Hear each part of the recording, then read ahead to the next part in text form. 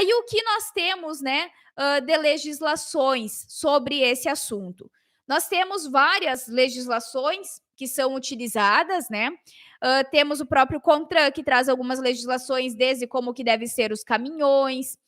Nós temos, né, recentemente, a nova portaria da questão do manejo, né, pré-abate desses animais, que ela nos traz características voltadas a cuidados no transporte e em várias outras questões, né, que é a portaria de número 365 de 2021, tá? Que saiu ano passado.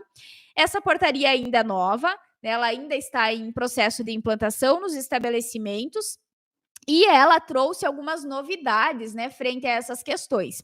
Uma delas é de que todos os envolvidos, né, nesse processo de embarque, no processo do transporte, da condução desses animais, eles precisam passar por treinamentos e também o frigorífico precisa destinar um responsável pelo bem-estar animal.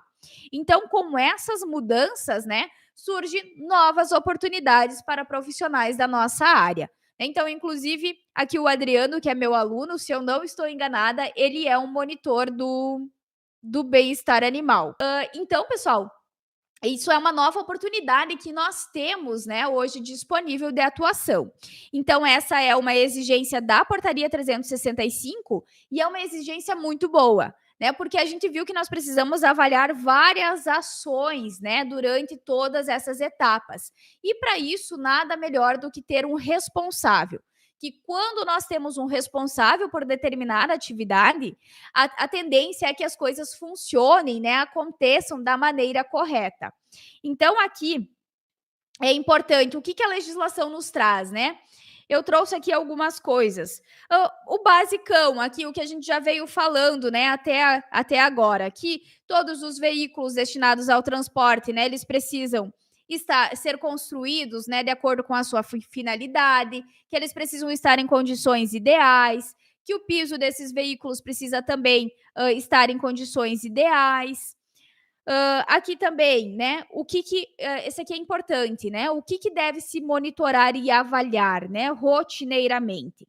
Como que está a condição do veículo?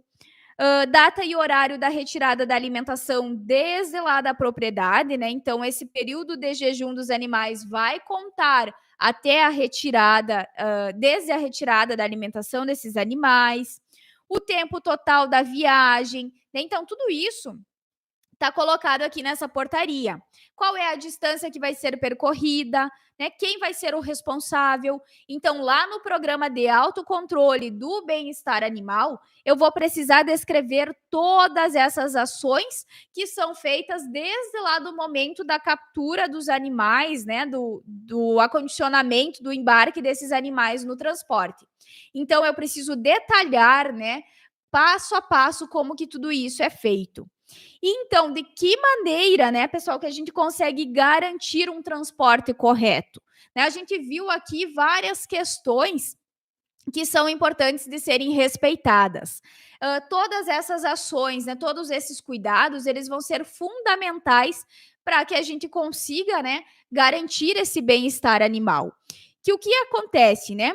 Quando eu ter um animal que ele se estressou, né? O animal se estressa pelos movimentos, ou o animal se machuca e tudo isso vai gerar, né, aquele estresse, vai gerar aumento de níveis de hormônios nesses animais, cortisol, né, alotano no caso dos suínos, né, e esses hormônios todos vão fazer com que o animal ele acabe, né, consumindo as suas reservas de energia. Ao consumir essas reservas de energia, a gente vai ter problema no processo de conversão do músculo em carne, que vai ser lá aqueles defeitos, né, que nós temos relacionado ao defeito PSE e o defeito DFD. Então, ambos esses defeitos, né, eles podem ser em decorrência também de falhas, né, nesse processo de transporte dos animais, no processo de condução desses animais, né, porque muitas vezes o animal, ele tem o seu tempo de locomoção. Abriu a porta lá do caminhão para o animal desembarcar, né, para o bovino desembarcar, ele vai ter o seu tempo, ele vai olhar o local, ele vai ver primeiro, para daí ele começar a se movimentar. Então, esse tempo dos animais precisa ser respeitado. né? Então, eles têm a tendência de andar em grupo.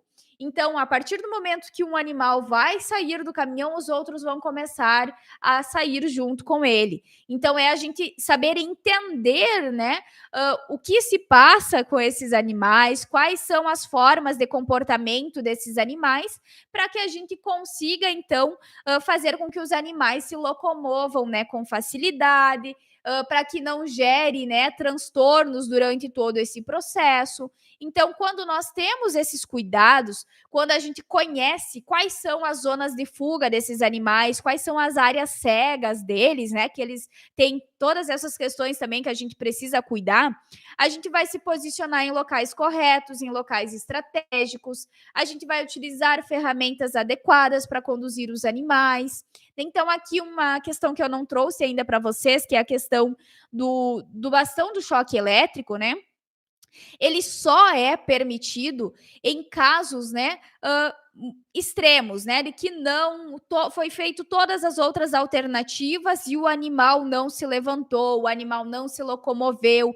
Em últimos casos, se faz o uso do bastão de choque elétrico. Tá? Em últimos mesmo, né? Então, se você conseguir evitar que se faça a utilização desse bastão, melhor ainda, né? Porque o bastão de choque elétrico, ele também não é aconselhável, ele não entra dentro dessa questão, né, desse zelo, desse cuidado com os animais. Então, a gente precisa evitar o seu uso, certo?